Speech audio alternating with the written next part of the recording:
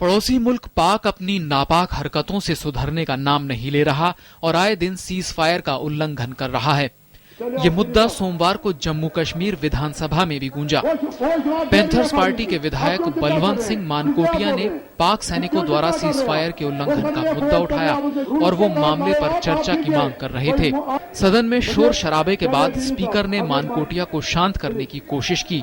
जब वो नहीं माने तो इसके बाद स्पीकर ने विधानसभा के मार्शलों को आदेश दिया कि वो मानकोटिया को सदन से बाहर ले जाएं। मुद्दे को लेकर राज्य के मुख्यमंत्री और पैंथर्स पार्टी में आरोप प्रत्यारोप का दौर शुरू हो गया है।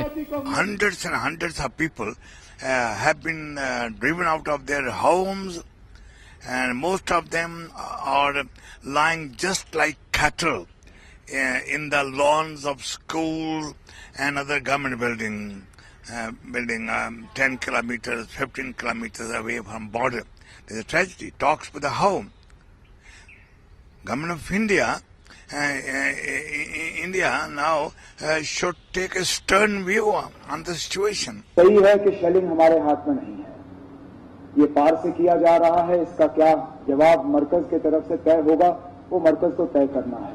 हमारी जिम्मेदारी बनती है कि इस शेलिंग से जो लोग अफेक्टेड हैं उनकी हम किस तरह से मदद करें। ये कहना कि हमारे तरफ से कुछ नहीं हुआ सरासर गलत है, और ये शायद हकीकत से इसलिए छुपने की कोशिश कर रहे हैं क्योंकि अभी इलेक्शन आ रहे हैं और ये इस चीज को इलेक्शन का इशू बनाने की कोशिश कर रहे हैं। पाकिस्तान की तरफ से लगातार सीज फायर का उल्लंघन जारी है। पाक की ओर से रविवार रात से जम्मू और सांबा जिलों में अंतर्राष्ट्रीय सीमा से लगे 24 गांव और 40 सीमावर्ती चौकियों पर भारी गोलाबारी की गई, जिसमें 3 लोग घायल हो गए। सीमा पर पाक की इस कार्रवाई का बीएसएफ कड़ा जवाब दे रही है, लेकिन इन सब के बीच असल मुसीबत इस क्षेत्र में रह रहे गांव वालों की है, जो डर के साए में जीने को मजबूर हैं।